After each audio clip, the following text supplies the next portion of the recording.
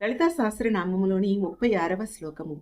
మూల మంత్రాత్మిక మూల కూటత్రయ కలీబర కులామృతైక రసిక కుల సంకేత పాలిని. ఇక్కడ 4 నామాలు ఉన్నాయండి. 88వ నామము మూల మంత్రాత్మిక. మూలమంత్ర అంటే పంచదశి మూలమంత్రము. ఆత్మిక ఆత్మస్వరూపమైనది. అంటే మూలమంత్రమైనటువంటి పంచదశి మంత్రమే అమ్మ ఆత్మస్వరూపంగా ఉన్నది అని అర్థమండి. మూలము అంటే ఆధారము, ఇంకా ప్రారంభానికి మూలము అని అర్థము. ఈ మూలమంత్రము అంటే పంచదశి మహామంత్రాన్ని మూలమంత్రము అంటారండి. ఆ పంచదశి మహామంత్రమే అమ్మ యొక్క అంతరంగ స్వరూపము, అంటే ఆత్మస్వరూపముగా పంచదశి మహామంత్రంగా ఉన్నది అని అర్థం. ఇంకా ప్రపంచంలో ఉన్నటువంటి ప్రతి శబ్దం, ప్రతి అక్షరము, ప్రతి బీజానికి మూలము ఈ మంత్రమే. ఆ మంత్ర రూపము లలితాదేవి.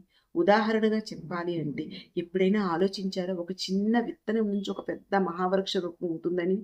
విత్తనం లోపలి చెట్టు యొక్క పూర్తి రూపం ఉంటుందండి. ఎలా ఉంటుందండి? విత్తనాన్ని మనం మట్టిలో వేసినప్పుడు అది చెట్టుగా రూపాంతరం చెందుతుంది కదా! అంటే ఆ విత్తనం ద్వారానే ఒక పెద్ద మహావృక్షం అనేది ఏర్పడుతుంది. అలానే పంచదశి మంత్రము బీజాక్షరాల వెనుక అమ్మ యొక్క పూర్తి రూపం ఉంటుందండి. ఇంకా చెప్పాలి అంటే ఈ మూల మంత్రము ద్వారా ధర్మ, అర్థ, కామ, మోక్షాలు అనే చతుర్విధ పురుషార్థాలు లభిస్తాయండి. ఇంకా సప్తకోటి మంత్రములు, సకల దేవతల రూపము ఈ పంచదశి మంత్రమండి. అంటే ఈ మంత్రాన్ని మంత్రరాజము అని చెప్పవచ్చండి. మిగిలిన మంత్రాలన్నీ కూడా ఈ మంత్రానికి అంగమంత్రాలే అండి. విత్తనము నుండి చెట్టు అనేది వస్తుంది కదండి. కానీ ఆ చెట్టు బలంగా నిలబడాలి అంటే ప్రధానమైనది ఆ చెట్టు యొక్క వేరు. చెట్టుకు వేరు ఎంత మూలమో ఈ మంత్రాలన్నిటికీ కూడా మూలము ఈ పంచదశి మంత్రం. అలా ఈ పంచదశి మంత్రమే అమ్మ ఆత్మస్వరూపముగా ఉన్నది అని అర్థం. 89వ నామము మూల కూటత్రయ కలేబర. మూల అంటే మూల మంత్రము యొక్క కూటత్రయ 3 కూటములను, కలేబర శరీరముగా కలిగినటువంటి, అంటే మూలమంత్రములో ఉన్నటువంటి 3 కూటములను అమ్మ తన శరీరముగా కలిగి ఉన్నది అని అర్థమండి. 3 కూటములు అంటే వాగ్భవ కూటము, మధ్యకూటము, శక్తి కూటము. వాగ్భవ కూటము తల నుండి కంఠం వరకు ఉంటుంది. మధ్యకూటము కంఠం నుండి నడుము వరకు ఉంటుంది. ఇది శక్తి కూటము నడుము నుండి పాదాల వరకు కూడా ఉంటుంది. ఈ త్రికూటమి శక్తి సమూహముగా అమ్మ సంపూర్ణ శరీర రూపంగా ఉంటుందండి. అమ్మ యొక్క స్థూల రూపము అంటే సగుణ రూపము మనందరికీ కూడా అర్థమయ్యే విధంగా మన కంటికి కనిపించే రూపం అండి. ఆ రూపాన్ని విగ్రహాలలో, పటాలలో మనం చూస్తాము. అదే అమ్మ యొక్క రూపము. ముఖము అందమైన కళ్ళు, అవయవాలు, ఆభరణాలు, అలంకారాలు ఇవన్నీ కలిసిన రూపము స్థూల రూపము. ఆ రూపాన్ని ముందు శ్లోకాల్లో మనం తెలుసుకున్నాం కదండి. అలాగే సూక్ష్మ రూపము లేదా అంతర్రూపము అంటే పంచదశి మంత్రంలో ఉన్నటువంటి బీజాక్షరంకు ఒక రూపాన్ని ఊహిస్తే అది సూక్ష్మ రూపము. ముందు నామము ఈ నామము చూసుకున్నట్లయితే, ముందు నామము మూలమంత్రాత్మికలోని ఆత్మస్వరూపముగా, తర్వాత నామము మూలకోటత్రయ కళేబరాలు శరీర రూపముగా. అంటే అమ్మ స్థూల సూక్ష్మ రూపాలు వేరు వేరు కాదు, ఒక దానిలో ఒకటి లీనమై ఉన్నాయి అని అర్థమండి. స్థూల రూపము సూక్ష్మ రూపము అలా అమ్మ రూపాలను తెలుసుకుంటూ భక్తి ఏకాగ్రతతో అమ్మను ధ్యానించాలి. ఇది అమ్మను ధ్యానించడంలోని సాధకులకు అమ్మను మరింత తెలుసుకునే దశలు అని అర్థం. మన ఆలోచన స్థాయిని బట్టి అమ్మని ఎలా పూజిస్తే అమ్మ అలా కరుణ చూపిస్తుంది. అంటే అమ్మ సూక్ష్మ రూపంగాను ఉన్నారు, స్థూల రూపంగాను ఉన్నారు. 90వ నామము కులామృతైక రసిక. కులమునకు సంబంధించినటువంటి అమృత, అమృత ఏక, మిక్కిలి, రసిక, ఆసక్తి కలది. అంటే కులమునకు సంబంధించిన అమృతములో మిక్కిలి ఆసక్తి కలది లలితాదేవి అని అర్థము. ఇక్కడ కులము అనే పదము సాధారణంగా మనం అనుకునే కులము, జాతి, వంశము దాని గురించి కాదండి. కులము అంటే శక్తి మార్గము, కొండలిని శక్తిని తెలియజేస్తుంది.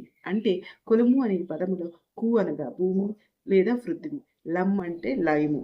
మన శరీరంలో 7 చక్రాలు ఉంటాయి కదండి. అందులో భూతత్వము లేదా పృథ్వీ తత్వమును కలిగినది మూలాధార చక్రము. ఆ పృథ్వీ తత్వము లయమయ్యే ప్రదేశము మూలాధార చక్రము. ఇంకా ఈ మూలాధార చక్రం నుండి సహస్రారం వరకు ఉన్నటువంటి మార్గాన్ని కులము అంటారండి. అసలు ఈ మూలాధార చక్రము మన శరీరంలో ఎక్కడ ఉంటుంది అంటే మనం కూర్చున్నప్పుడు ఆసన స్థానంలో ఉంటుందండి. అలా వెన్నెముకమునందు మిగిలిన చక్రాలు ఉంటాయండి. ఇంకా సహస్రార చక్రము అంటే మన శిరస్సు పైన బ్రహ్మస్థానమునందు కపాల భాగము నడినెత్తి పైన ఈ సహస్రార చక్రం ఉంటుందండి. ఆసన స్థానంలో ఉన్నటువంటి మూలాధార చక్రం నుండి సహస్రార చక్రం వరకు మధ్య ఉన్న మార్గాన్ని కులము అంటారండి. ఇంతకు ముందు మధ్య ఉన్న మార్గాన్ని కులము అంటారండి. ఇంతకు ముందు కులము అంటే శక్తి అని కూడా చెప్పుకున్నాం కదండి. అకులము అంటే శివుడు చైతన్య స్వరూపం. మరి కులామృతము అంటే ఏంటి అండి? మూలాధారములో కుండలిని శక్తి నిద్రిస్తుందండి. ఆ కులశక్తి పైకి ఎగిసి సుషుమ్నా నాడి ద్వారా సహస్రారంలో ఉన్నటువంటి శివశక్తుల పాదాలని చేరినప్పుడు ఆ పాదముల నుండి వచ్చినటువంటి అమృతమును పొంది తిరిగి కుండలిని శక్తి మూలాధారములకు చేరుతుందండి. అక్కడ సహస్రారంలో వర్షిస్తున్నటువంటి అమృతమే కులామృతము. ఇక మూలాధార చక్రం నుండి సహస్రార చక్రం వరకు కూడా వెళ్ళే మార్గం మధ్యలో ఉన్నటువంటి చక్రాల అన్నిటినీ దాటుతూ అమ్మ పాదాలను చేరినప్పుడు ఆ తల్లి ఆ సాధకుని మీద అమృత వర్షం కురిపిస్తుంది. ఆ అమృత వర్షమే అమ్మగా ఉంటుంది. 91వ నామము కుల సంకేత పాలిని. కుల అంటే కొండలిని మార్గము అని చెప్పుకున్నాం కదండి. అలాగే శాస్త్రము వేదము అని కూడా చెప్పవచ్చు. సంకేత రహస్యములను లేదా నియమములను, పాలిని పాలించి రక్షించినది లేదా కాపాడేది. కుల మార్గం యొక్క రహస్యాలను నియమాలను పాలించి రక్షించినది జగన్మాత అని అర్థమండి. అమ్మ అందరికీ అందుబాటులో ఉన్నప్పటికీ వారి సాధనా స్థాయిని బట్టి అమ్మ కృప ఉంటుంది. కుల సంకేతము అంటే కొండలని రహస్యము అని అర్థము. ఆ రహస్య మార్గాన్ని పాలించినది జగన్మాత. ఎందుకు పాలించాలి అంటే మూలాధారం నుండి సహస్రం వరకు ఉన్న మార్గము అది సాధారణంగా వీడియోలోనో మాటల్లోనో నేర్చుకునేది కాదండి. అది గురువు ద్వారానే నేర్చుకోవాలి.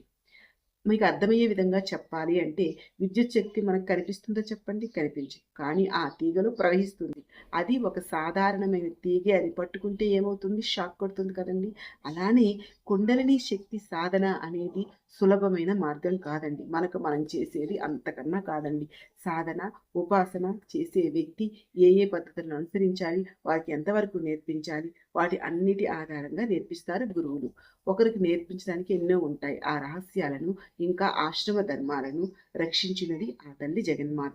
ఎవరికి పడితే వాళ్ళకి చెప్పడానికి, వాళ్ళు అర్థం చేసుకునే శక్తి కూడా ఉండాలి. కాబట్టి ఆ రహస్య శక్తి జ్ఞానాన్ని గోప్యంగా కాపాడి తగిన సమయంలో సాధకునికి అనుగ్రహిస్తుంది తల్లి. అంటే పుట్టిన వెంటనే పిల్లవానికి అన్నీ తెలియవు కదండి. ఎదిగే కొద్దీ తగిన సమయంలో పిల్లవానికి అందించినట్టుగా ఆ జగన్మాత ఆ జ్ఞానాన్ని అందిస్తూ ఉంటారు.